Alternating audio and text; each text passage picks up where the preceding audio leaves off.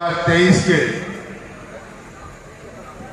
और प्रमादनीय इस देश के प्रधान सेवक के मन की बात के 100वें संस्करण पर आयोजित इस विशाल जनसभा के का नेतृत्व कर रही एक झुंझुनू जिले की ऐसे नेता जिन्होंने अपनी कार्यशैली से, अपने विचारों से, अपने मिलनसारता से पूरे झुंझुनू जिले की जनता को मोहित किया है, प्रभावित किया है। ऐसी हमारी नेता आदरणीय श्रीमती संतोष जयलाल साहिबा हमारे इस मंच पर सूरजगढ़ की प्रथम महिला श्रीमती पुष्पा जी, अनेकों प्रधान, सरपंच, पंचायत समिति सदस्य, जिला परिषद सदस्य और युवा साथी बैठे हैं।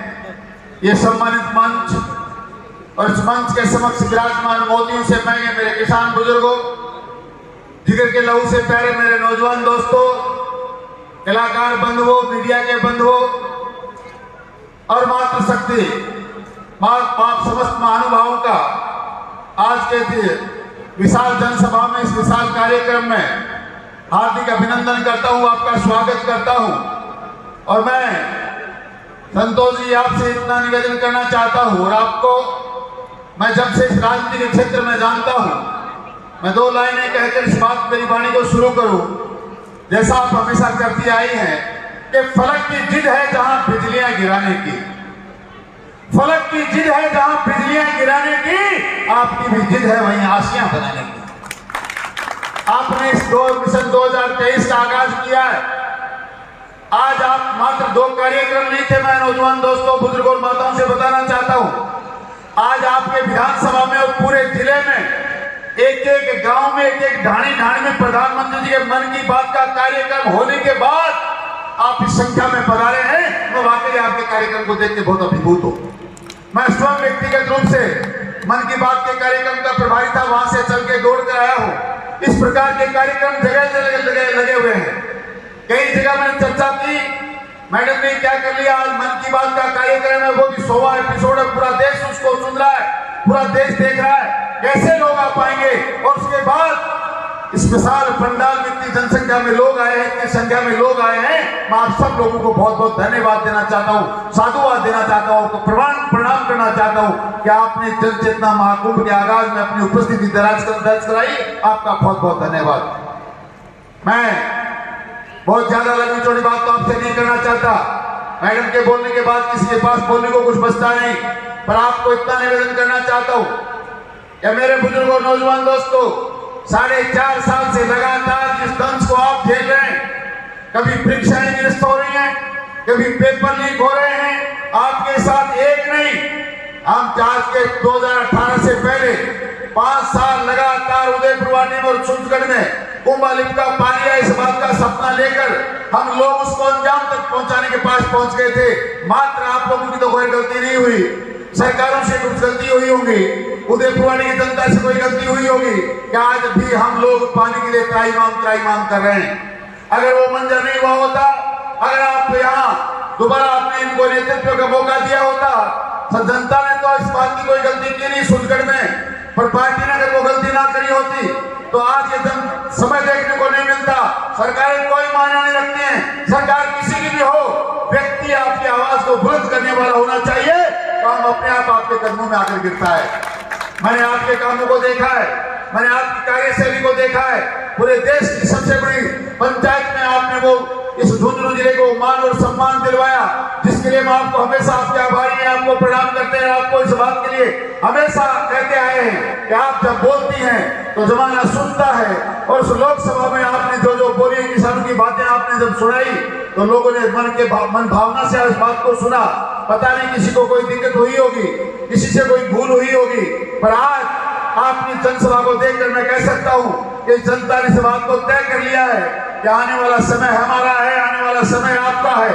मैं तो आपको इतना कहना चाहता हूं कि 4.5 साल में एक सरकार जिसने इस राजस्थान में काम किया, मैं तो उसको कोई कांग्रेस की सरकार कहता नहीं, मैं तो शुरू से जिसने सरकार बनी तभी से भानुमती का कुर्बा कहता आया हूं। कहीं की ईंट कहीं का रोड़ा, भानुमति का कुंबा जोड़ा, कोई सपा से आया, कोई बसपा से आया, कोई निर्दलीय आया, कोई कांग्रेस का आया, आके एक ऐसी जनता चौकड़ी का गठन किया जिसने 4.5 साल में राजस्थान की जनता को लूटने के सिवाय दूसरा कोई काम किया नहीं। अब भी समय, आप लोग अगर चाहते हैं कि राजस्थान का भविष्य ठीक हो, आप चाहते हैं कि सूरजगढ़ का फिर वापस विकास हो, आप चाहते हैं कि विकास की राह पर वापस सूरजगढ़ चले, तो आने वाले समय में ये चारों तरफ लहराता फूल आप देख रहे हैं भारतीय जनता पार्टी का, इसका साथ देंगे तो राजस्थान का फिर वापस राजस्थान विकास की पटरी पर दौड़ेगा। राजस्थान जो बीमारू प्रदेश था, माननीय वसुंधरा जी के नेतृत्व में राजस्थान इतनी बड़ी विनती कर चुका था, चारों तरफ हाईवे बन रहे थे, चारों तरफ सड़कों का जाल बिछा था, जगह जगह गोरखपथ बन रहे थे, अस्पताल बन रहे थे, स्कूलें बन रही थी। आज सारा काम ठप पड़ा है। अब तो अगर कोई बनता है तो आपको धोखा दिया जाता है, 1 2 4 3 10 और राजस्थान के किसान का कर्जा माफ कर देंगे। वो के वो शब्द आप फिर दिखाए जा रहे हैं, कहीं जिले बना रहे हैं, कहीं आपको महंगाई रात कैंप लगा रहे हैं। ये सारा ढकोसला है नौजवान दोस्तों। इसमें राजस्थान की सरकार के पास में कोई महंगाई को रोकने का तरीका है? हमसे कहा गया था बिजली के बिल माफ करेंगे, बिजली के बिलों पर अंकुश लगेंगे। तो आप 2018 में किसी भाई के पास कोई बिजली का बिल हो तो निकाल कर देख लेना। आज 2023 है, 5 साल के अंदर राजस्थान की बिजली का बिल 5 गुना बढ़ चुका। आपसे निवेदन करना चाहता हूँ, जिनको काम करना होता है वो कोई रात कैंप लगा के किसी की फोटो नहीं लगाते। मात्र गहलोत साहब को अपनी फोटो लगवानी है, अपने रजिस्ट्रेशन करा के। जब आपसे कहा गया था कि 100 यूनिट तक बिजली फ्री है, तो फिर किस बात का कैंप लगा रहे हो?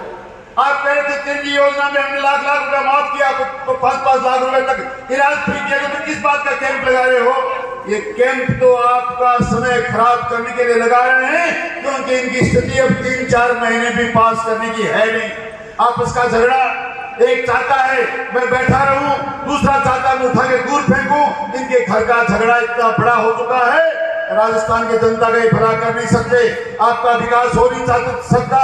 आप चाहते हैं कि बिजली के बिल माफ हो, आप चाहते हैं कुंभ का पानी पीने के लिए आ जाए, आप चाहते हैं कि इस प्रकार पेपर लीक ना हो, आप चाहते हो कि नौजवान को भविष्य के साथ खिलवाड़ नहीं हो।